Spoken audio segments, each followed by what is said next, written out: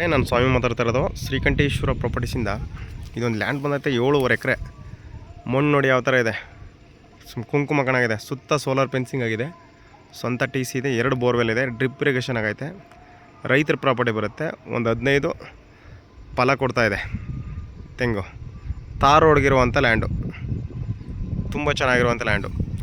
ಬೆಂಗಳೂರಿಗೆ 170 ಕಿಲೋಮೀಟ್ರು, ಮೈಸೂರಿಗೆ 60 ಕಿಲೋಮೀಟ್ರು.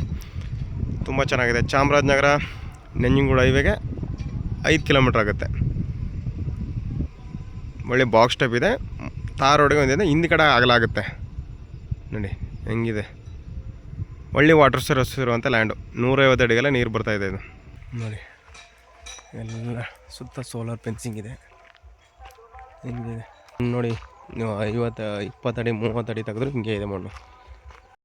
ನಿಮಗೆ ನಂಜನಗೂಡಿಂದ ಬಂದರೆ ಹತ್ರ ಆಗುತ್ತೆ. ಇದಕ್ಕೆ ತುಂಬ ಚೆನ್ನಾಗಿರುವಂಥ ಲ್ಯಾಂಡು.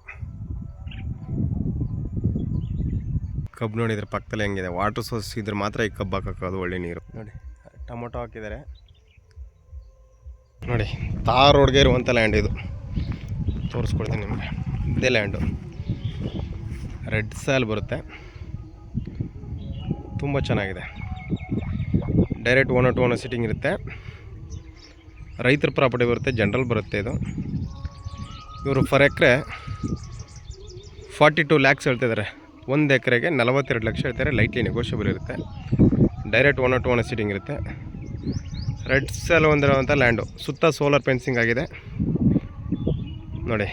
ತುಂಬ ಚೆನ್ನಾಗಿದೆ. ರೆಡ್ ಸ್ಯಾಲ್ ಬರುತ್ತೆ. 2 ಬೋರ್ವೆಲ್ ಇದೆ. 1 ಸಿಟ್ಟಿಂಗ್ ಇರುತ್ತೆ ನಮ್ಮ ಹತ್ರ ನೋಡಿ ಸರ್. ಇಂಟ್ರೆಸ್ಟ್ ಇದ್ದರೆ ಕಾಲ್ ಮಾಡಿ. ನಿಮ್ಮ ಸ್ನೇಹಿತರಿಗೆ ಯಾರಿಗಾರು ಬೇಕು ಅಂದರೆ ದಯವಿಟ್ಟು ನಮ್ಗೆ ಶೇರ್ ಮಾಡಿ, ಲೈಕ್ ಮಾಡಿ, ಸಬ್ಸ್ಕ್ರೈಬ್ ಆಗಂತೂ ಮರಿಬೇಡಿ. Thank you for watching. ಧನ್ಯವಾದಗಳು. ನಿಮ್ಮ ಪ್ರೀತಿ ವಿಶ್ವಾಸ ಇದೆ ಥರ ಇರಲಿ.